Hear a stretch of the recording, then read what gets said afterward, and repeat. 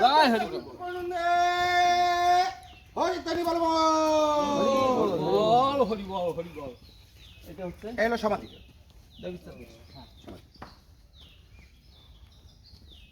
এই হচ্ছে আমাদের মতুয়াদের 16টি শ্রীপাঠের হ্যাঁ। একটি শ্রীপাঠ, যেখানে আমাদের বীর ভক্ত দেবীচাঁদ এখানেই শায়িত আছেন।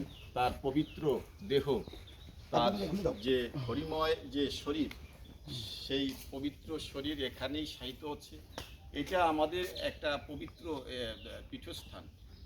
সেইখানে আসতে পেরে আসলে আমাদের অত্যন্ত ভালো লাগছে যে আমরা ছোটোকালের থেকেই দেবীচাঁদের কথা শুনে আসছি, যার ধরা যাকে ধরে গোপাল চাঁদ সাধু ঠাকুর এবং বিপিন কর্তা অসংখ্য এই দক্ষিণ বাংলার ভক্তবৃন্দ ওড়াকান্দি ধামে পৌঁছিয়েছিলেন। সেই মহাত্মা মহামানব দেবীচাঁদ এর স্মৃতিধন্য সেই পবিত্র মাটিতে আসতে পেরে আসলে আমরা অত্যন্ত আনন্দ এবং শ্রদ্ধার সাথে তাকে স্মরণ করছি। তো যারা এখানে এই মন্দির পরিচালনা পরিষদ আছেন তাদেরকেও শ্রদ্ধা জানাই এবং ধন্যবাদ জানাই এই আমাদের শ্রীপাঠটি ধরে রাখার জন্য। তো আমরা আসছি গোপালগঞ্জের বিভিন্ন উপজেলা থেকে। পেশাগতভাবে আমরা কেউ ব্যাংকার, কেউ শিক্ষক, আবার সাংগঠনিকভাবে আমি আছি মতুয়া সাহিত্য সমাজের মহাসচিব, এবং আমরা জাগরণ পত্রিকা নামে একটা পত্রিকা চালাই, যেগুলোই ঠাকুরের এই লীলা কাহিনী প্রচার করার জন্য। তো এই আমাদের উদ্দেশ্য। তো আপনাদের ভালো লাগলো। আপনার পরিচয়? আমার নাম রঞ্জিত কুমার মণ্ডল, মতুয়া রঞ্জিত কুমার মণ্ডল। আচ্ছা, ধন্যবাদ। দেবীচাঁদ ঠাকুরের মোটামুটি একটু ভক্ত ছিলাম। আমার গুরুদেব বিনোদ গোসাই, যিনি শ্রীপাঠ করেছেন নলামারা।